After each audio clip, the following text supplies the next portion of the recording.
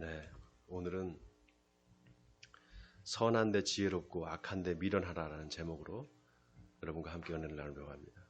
로마서 강해가 이제 오늘로 38번째인가요? 39번째인가요?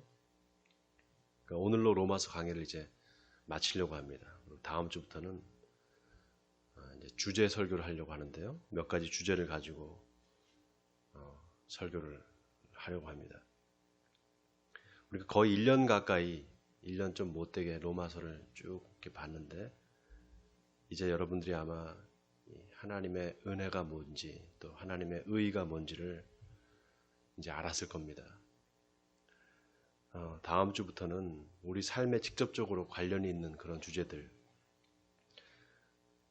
예를 들면 인간관계라든지 또 사업의 문제라든지 가정의 문제라든지 자녀의 문제라든지 이런 실존적인 문제들을 가지고 설교를 이제 하려고 합니다. 주제를 잡는데 여러분들이 좀 함께 참여하시는 것도 좋을 것 같아요. 그래서 일방적으로 제가 하는 것보다 설교 중에 소통도 해가면서 그렇게 좀 설교 스타일도 바꾸고 예배 형식도 좀 바꿀 생각입니다. 네, 다음 주부터는 그렇게 진행을 하고요. 오늘 이제 로마서 마지막 이제 16장을 볼 텐데 로마서 16장은 이제 바울의 이제 인사말입니다. 편지를 쓰면은 맨 마지막 부분에 인사를 하잖아요. 그렇게 이제 바울도 로마서 마지막 부분에서 인사를 하고 있는데 여러분 한 가지 놀라운 게 이 로마서를 바울이 직접 쓴 것이 아니었습니다. 더디오라는 사람을 시켜서 대피를 했어요. 물론 이제 바울이 이제 말하는 걸 더디오가 이제 적어준 거죠. 그래서 22절에 보면은 나 더디오도 너희에게 문안한다 이렇게 기록을 해놓고 있습니다. 보통 편지를 쓰면서 대필을 사용하면 그 대필자가 자기 이름을 밝히면서 내가 문안한다 이런 말을 안 하잖아요. 그런데 더디오는 자신의 이름을 밝히면서 내가 문안한다 이렇게 말을 했어요. 이거는 더디오가 그냥 대필이 아니라 바울의 동역자였다는 것을 우리가 알 수 있습니다. 그리고 바울이 얼마나 이 더디오를 인격적으로 이렇게 인정을 해줬는지를 우리가 엿볼 수가 있습니다. 여러분 이 더디오가 자기가 받아 적은 이 로마에 쓰는 편지가 성경이 될 거를 알았을까요? 성경이 될 거를 몰랐겠죠. 아마 몰랐을 겁니다.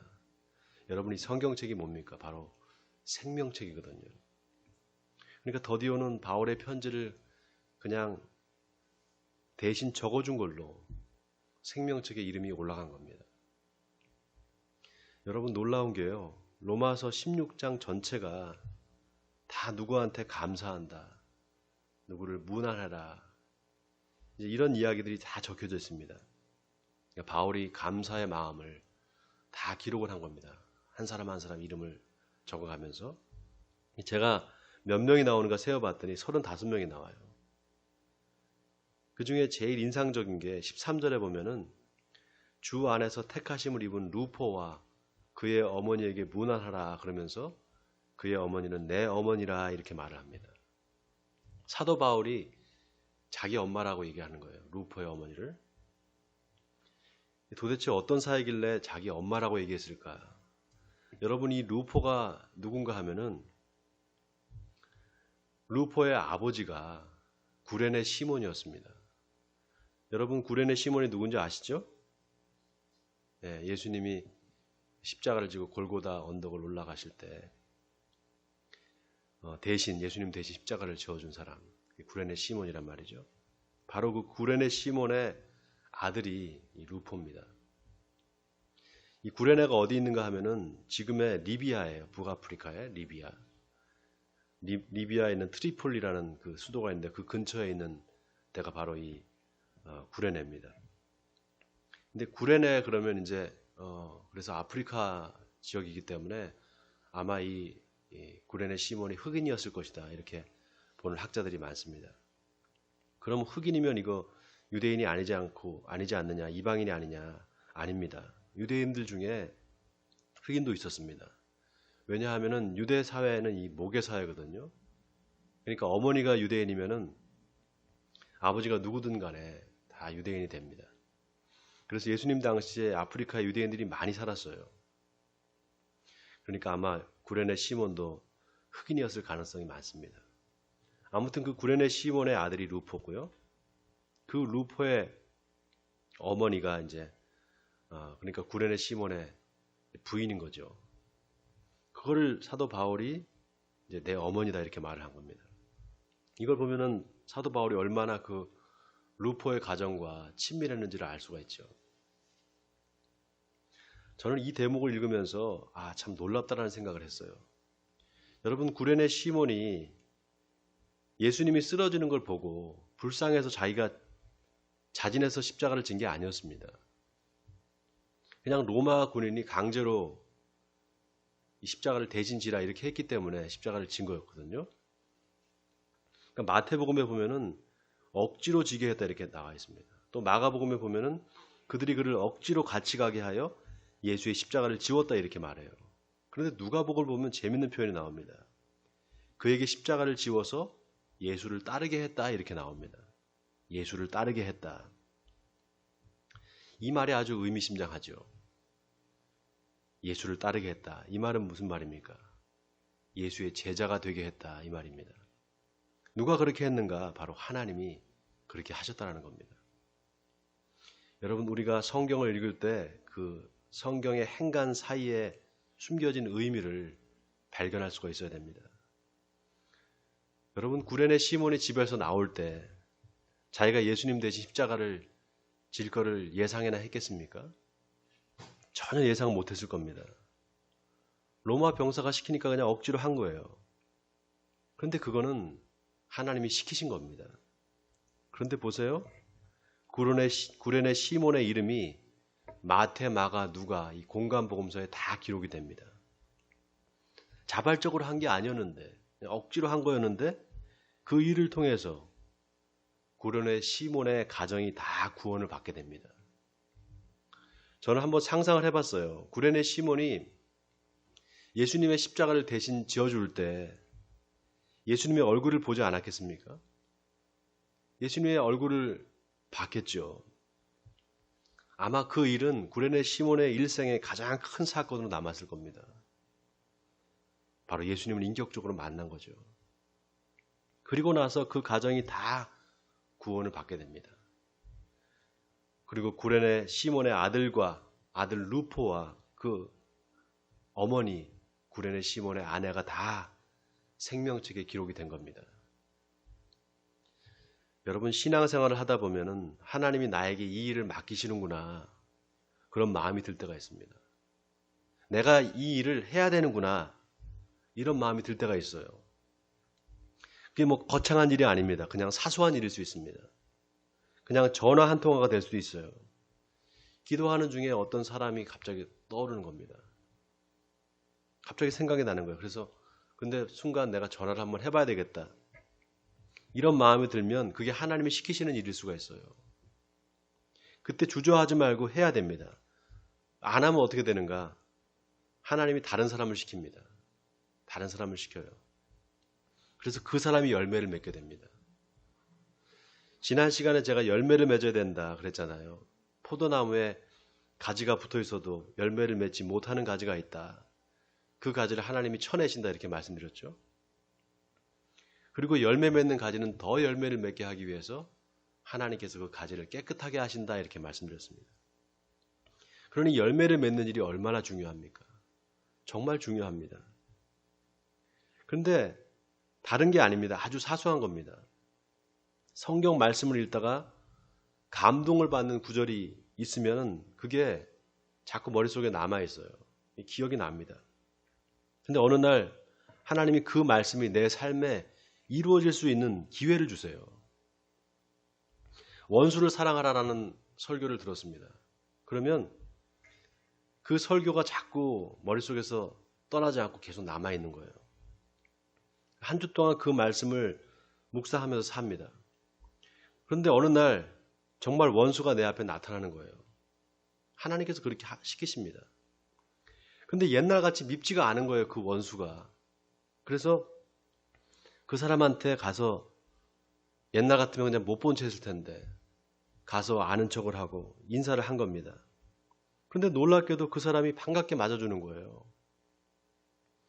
원수를 사랑하라는 그 말씀에 열매가 맺히는 것입니다. 하나님이 그 열매를 얼마나 기뻐하시는지 모릅니다. 여러분 신앙생활 한번 그렇게 한번 해보세요. 당장 여러분의 삶에 변화가 일어날 겁니다. 여러분의 삶에 예수님이 찾아오십니다. 만나러 오셔요. 여러분 오늘 본문의 바울이 1절부터 계속 얘기하는 게 그겁니다. 내가 겐그레아 교회의 일꾼으로 있는 우리 자매 베베를 너에게 추천하노니 너희가 잘 영접해 주라 부탁을 합니다. 1절에. 그리고 뭐라고 합니까? 그가 여러 사람과 나의 보호자가 되었음이라.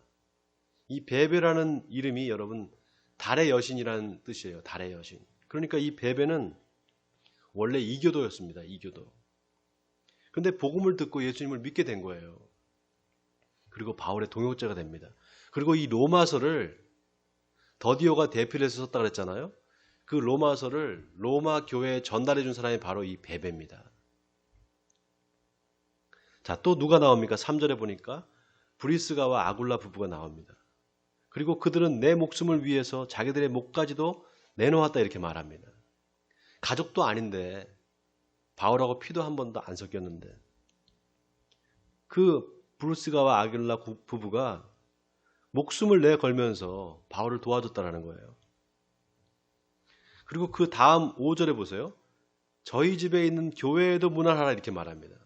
여러분 이 말이 무슨 말입니까? 브리스가와 아굴라 부부의 집이 바로 로마 교회였다라는 거예요. 로마 교회가 무슨 건물이 있었던 게 아니었어요. 브리스가와 아굴라 집이 교회였던 겁니다. 자, 그 다음에 뭐라고 합니까? 에베네도에게 문안하라. 그는 아시아에서 그리스도께 처음 맺은 열매니라. 바로 이 열매라는 말이 나옵니다.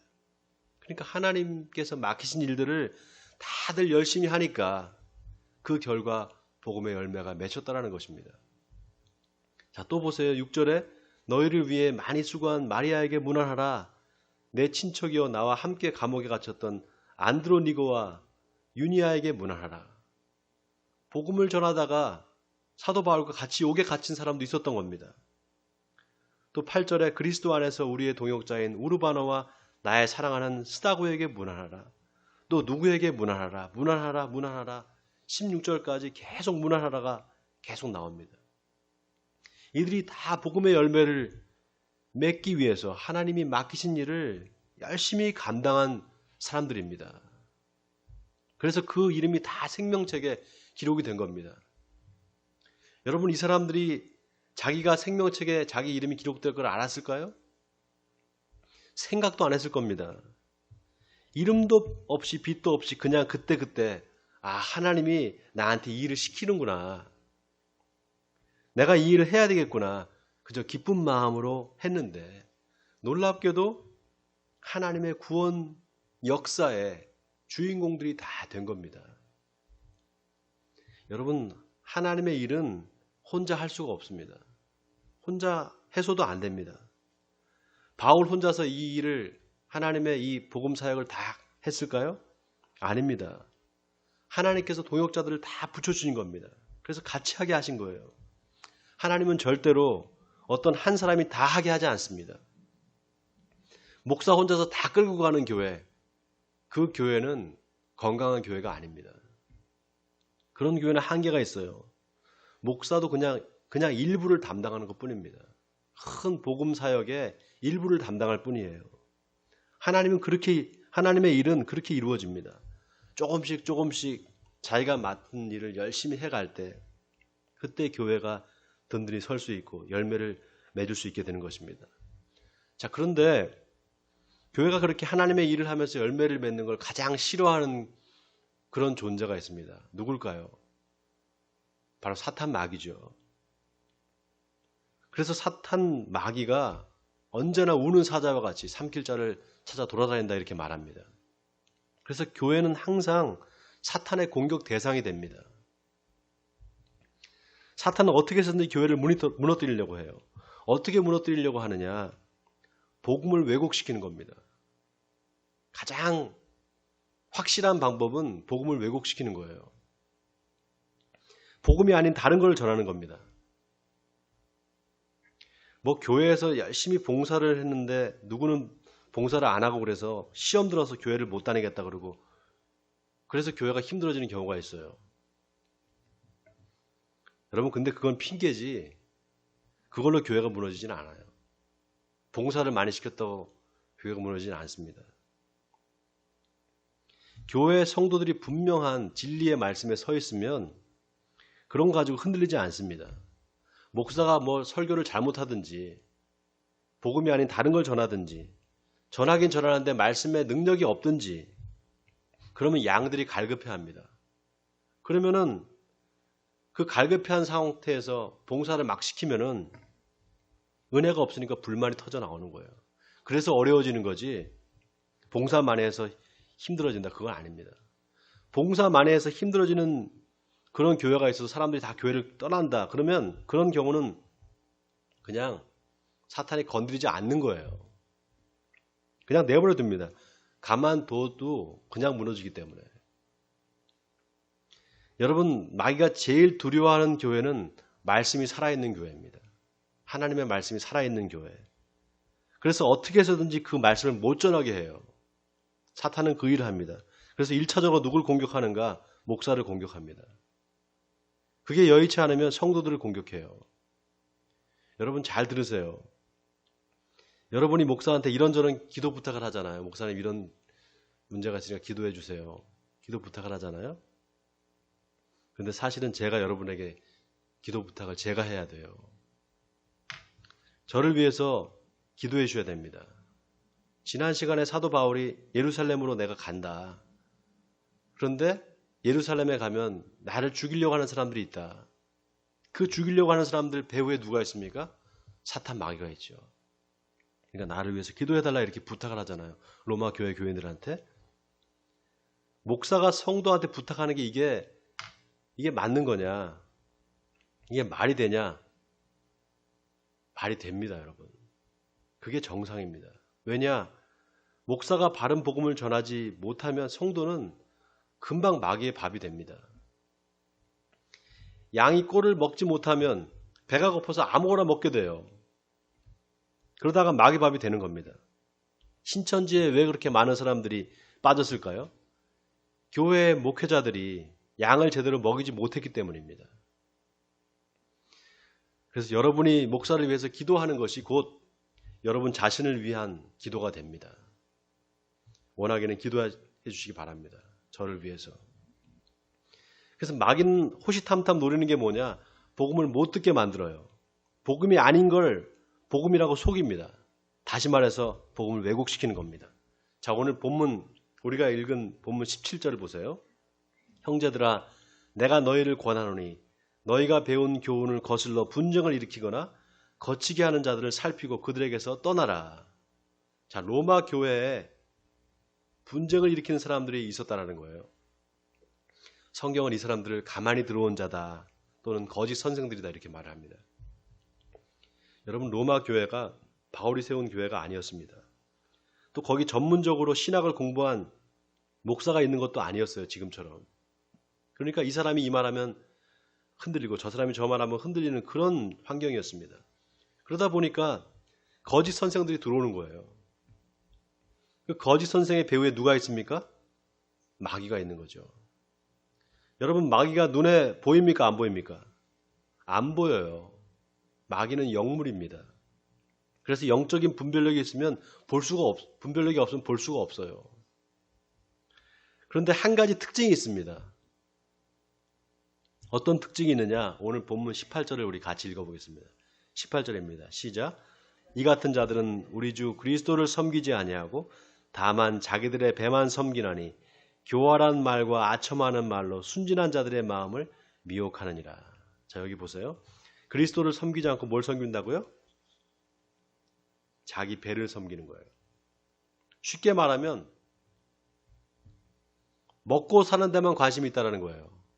목사가 먹고 사는 데만. 목사들이 자기 자식 자식들을 1년에 학비가 1억 가까이 드는 미국에 다 유학을 보냅니다. 그 돈이 다 어디서 나오는지 몰라요? 공부나 잘하면 몰라. 공부도 못하는 거 억지로 그냥 막 보내서 유학을 시켜요. 여러분, 미국의 애들이 공부를 못해요. 미국 사람들이. 그러니까 한국에서 중간 정도만 하면 거기 가면 천재 소리를 들어요. 제 친구가 고등학교 때 동창이 반에서 거의 꼴등하던 애가 미국에 갔더니 뭐 거기서 우수한 학생이 됐대요. 그래서 그때 알아봤어요. 아, 미국은 뭐 공부를 잘하는 학생들이 가는 게 아니구나. 물론 그 예외도 있죠. 근데 이 목회자들이 다 자기 자식들을 미국에 보냅니다. 근데 그렇게 공부를 했으면은 그냥 미국에 그냥 살면 되는데 또 나와요. 나와서 기껏 한다는 게 영어 강사를 하고 있어요. 대학까지 나온 친구들이. 제가 아는 목사가 중에 그런 목사가 있습니다. 자식 헌금 다 걷어가지고 어릴 때부터 유학을 보내는데 결국 나와서 영어 강사하고 있어요, 지금. 다 외화 낭비입니다, 그거. 자기 배를 섬긴다. 바로 그런 뜻입니다. 여기서 섬긴다는 말이 종이 된다는 뜻이에요. 노예가 된다. 그러니까 배를 섬긴다는 건 뭡니까? 돈의 노예가 된다는 말이에요. 돈의 노예가. 돈을 섬긴다는 말하고 똑같은 말입니다. 그럼 그리스도를 섬긴다는 건 뭡니까? 그리스도의 종이 된다는 거죠. 그리스도의 종이 된다는 건 뭔가? 말씀의 종이 된다는 겁니다. 복음의 말씀, 그 말씀에 순종하는 사람이 된다 이 말이에요. 목사뿐만이 아닙니다. 이 복음의 종, 말씀의 종은 목사뿐만이 아니에요. 말씀을 섬기는 사람은 목사만이 아니라 모든 성도입니다. 교회에서 집사, 권사, 장로 다 마찬가지입니다.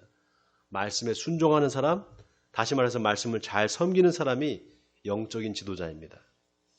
그래서 오늘 본문의 19절에서 바울이 뭐라고 말합니까? 너희의 순종함이 모든 사람에게 들리는지라 그러므로 내가 너희로 말미암아 기뻐하노니 너희가 선한데 지혜롭고 악한데 미련하기를 원하노라 이렇게 말합니다. 여러분, 말씀이 복음이 돼야 됩니다. 그냥 성경책에 활자로 남아있으면 안 돼요. 여러분의 삶에 그 말씀이 떨어져서 결실해야 됩니다. 다시 말해서 복음이 돼야 된다 이 말입니다. 그러면 열매가 맺혀집니다. 그런데 순종하는 사람, 바로 그 사람이 열매를 맺을 수가 있습니다. 순종하는 사람. 똑똑하고 머리가 좋아서 성경을 다 알아듣고 온갖 신령한 지혜가 있어도 그 말씀에 순종하지 않으면 아무 소용이 없어요. 그래서 보세요, 여러분. 바울이 18절에서 이 같은 자들은 그리스도를 섬기는 게 아니라 자기 배를 섬긴다. 그리고 아첨하는 말을 해서 순진한 자들을 미혹시킨다. 그렇게 말하고 난 다음에 뭐라고 말합니까? 19절에 너희의 순종함이 모든 사람에게 들리는지라 그러므로 내가 기뻐한다 이렇게 말했어요. 이 말은 뭡니까? 마귀가 순종하는 사람은 절대 못 건드린다는 말이에요. 마귀가 순종하는 사람은 건드리지 못한다 이 말입니다. 왜냐? 마귀의 실체가 뭔가 바로 불순종의 영이기 때문에 그렇습니다. 마귀의 실체는 불순종의 영이에요. 에베소서 2장 1절 죄와 허물로 죽었던 너희를 살리셨도다. 그때에 너희가 행하여 이 세상의 풍속을 쫓고 공중의 권세 잡은 자를 따랐으니 곧 불순종의 아들들 가운데 역사하는 영이라. 불순종의 아들들 가운데 역사하는 영, 바로 그게 사탄 마귀입니다. 그러니까 마귀는 절대 순종하는 사람은 건드리지도 못하고 이기지 못합니다. 그러면서 바울이 아주 놀라운 말을 해요. 너희가 선한데 지혜롭고 악한데 미련하기를 원하노라 이렇게 말합니다. 선한데 지혜롭고 악한데 미련하라 이게 무슨 말입니까? 여러분 선이 뭐라 그랬죠? 선이? 제가 계속 강조했잖아요. 선이 뭐라 그랬죠? 네, 생명을 살리는 게 선이에요. 생명을 살리는 게 선이고 생명을 죽이는 게 악입니다. 그 생명을 살리는 일에 지혜로라는 거예요. 생명을 살리는 일에. 여기서 지혜, 이 지혜가 세상의 지혜가 아닙니다. 영적인 지혜, 바로 영적인 민감함을 갖고 있어야 된다 이 말이에요. 또 여기서 생명은 그냥 육신의 생명만을 얘기하는 게 아닙니다. 우리 영혼의 생명을 얘기하는 거예요.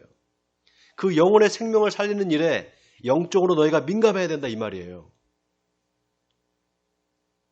자, 악한 데 미련하라고 할 때 이 미련하다라는 말이 뭘까요?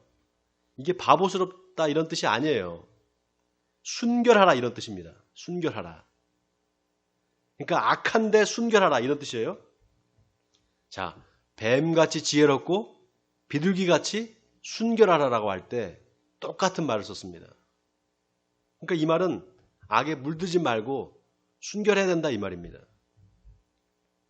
여러분, 물이 있잖아요, 물이. 이 물이 다 같은 물이 아닙니다. 물맛이 뭐 다르냐 똑같지? 아닙니다. 저 강원도 산골에 샘에서 나는 물하고 수돗물하고 같을까요? 틀려요. 수돗물에는 여러분 염소가 들어있어요. 염소.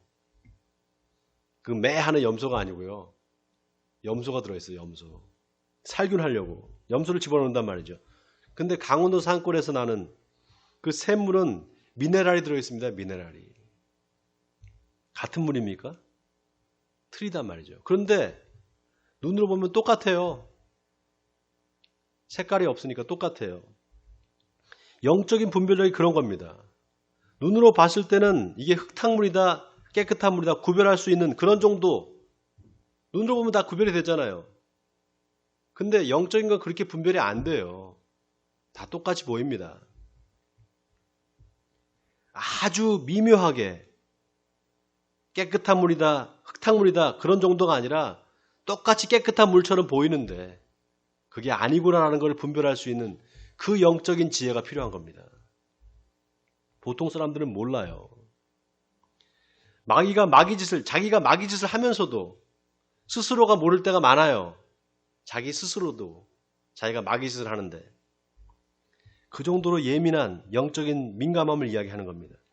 그러니까 선한데 지혜롭고 악한데 미련하라는 이 말이 얼마나 영적인 말입니까? 깊이 새겨야 될 말씀입니다. 자, 이제 오늘 본문 마지막 20절을 같이 읽겠습니다. 시작. 평강의 하나님께서 속히 사탄을 너희 발 아래서 상하게 하시리라. 우리 주 예수의 은혜가 너에게 있을지어다. 여러분, 이게 바울이 그렇게 되기를 바란다, 소망한다 이런 뉘앙스가 아닙니다. 반드시 그렇게 될 거다. 그렇게 안 될 수가 없다. 확신에 차서 선포를 하는 겁니다. 왜냐? 바로 예수 그리스도가 우리의 대장이기 때문에, 우리 군대의 대장이기 때문에 그 예수 그리스도가 이미 사탄 마귀의 세력을 꺾었다. 이겼다. 그렇기 때문에 우리도 반드시 이길 것이다 이 말입니다. 여러분, 예수님이 교회를 세우신 이유가 있어요. 마귀와의 영적인 싸움을 위해서 세우셨습니다. 너는 베드로라. 내가 이 반석 위에 내 교회를 세우리니 음부의 권세가 이기지 못하리라. 교회가 마귀의 공격으로부터 방어만을 위한 곳이 아닙니다, 여러분. 방어만 하라고. 마귀들은 항상 공격하고 우리는 방어만 하라고 있는 게 아니에요, 교회는. 오히려 반대입니다. 공격하라는 거예요. 그런데 적이 누군지를 몰라. 어떻게 되겠습니까? 적이 누군지를 모르면. 여러분, 우리가 싸워야 할 적은 혈과 육이 아니에요. 괜히 사람을 미워할 필요가 없어요. 그 사람 배후의 역사는 마귀와 우리가 싸우는 거지 혈과 육과 싸우는 게 아닙니다.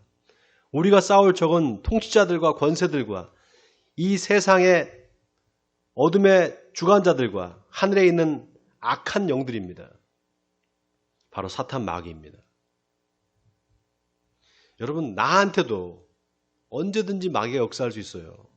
나한테. 내가 하나님의 대적자가 될 수 있다 이 말입니다. 여러분의 가족 중에도 역사할 수 있어요. 여러분의 부모, 형제, 자매, 아내, 자식들한테 다 사탄 마귀가 역사할 수 있습니다. 영적인 눈이 열리면 이제 그게 보이기 시작합니다. 아, 지금 마귀가 역사하는구나. 그리고 더 중요한 게 있어요. 그 마귀와 어떻게 싸워야 되는지를 알게 돼요, 이제. 영적인 눈이 열리면. 그냥 막 싸워라 그게 아니고요. 영적인 눈이 열리면 그 마귀와 어떻게 싸울 수 있는지, 싸우는 방법이 이제 드러나기 시작해요. 깨닫기 시작합니다. 하나님이 주는 지혜가 바로 거기에 있어요. 하나님이 주시는 지혜가. 선한데 지혜롭고 악한데 미련하라. 여러분이 이 말씀을 잘 묵상하시기 바랍니다. 한 주 동안 내내 묵상해 보세요. 선한데 지혜롭고 악한데 미련하라. 이 말씀이 무슨 뜻인지. 선은 생명을 살리는 겁니다. 바로 예수 그리스도를 믿지 않음으로 죽어서 지옥에 갈 수밖에 없는 그런 사람들에게 복음을 전하는 일. 그게 바로 선입니다. 그게 바로 선입니다.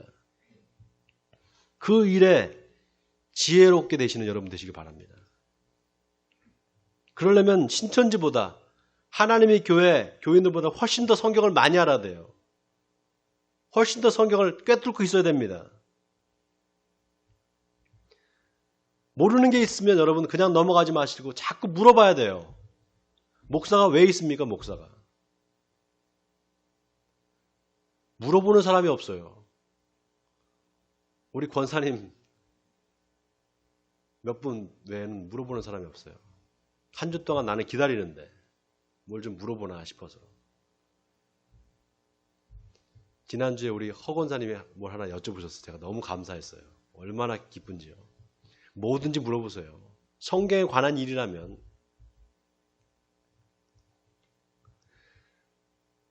그래서 어떻게 하면 내가 이 생명의 복음을 전할 수 있을까? 그걸 생각하시기 바랍니다. 지혜를 구하시기 바랍니다. 그래서 뱀처럼 지혜롭고 비둘기처럼 순결하시길 바랍니다. 그래서 하나님의 동역자로 생명책에 여러분의 이름이 기록되는 놀라운 역사가 있기를 주님의 이름으로 간절히 축원드립니다.